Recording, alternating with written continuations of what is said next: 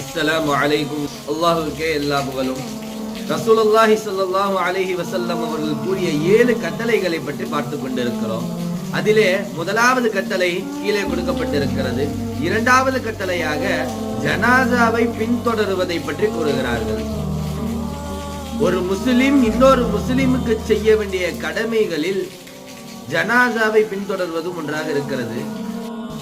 ஒரு முஸ்லிம் இன்னொரு முஸ்லிமுடைய ஜனாசாவில் கலந்து கொள்வது என்பது நன்மைகளை அள்ளி அள்ளி தரக்கூடிய ஒரு விஷயமாக இருக்கிறது.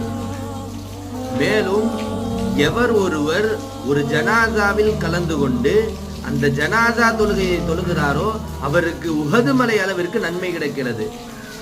மேலும் எவர் ஒருவர் ஜனாசாவில் கலந்து அந்த ஜனாசா தொழுகையிலும் கலந்து அவரை அடக்கும் வரை இருப்பாரோ அவருக்கு 2 உஹது மலை அளவிற்கு நன்மை கிடைக்கிறது என்று புகாரி ஹதீஸிலே பதிவு செய்யப்படுகிறது.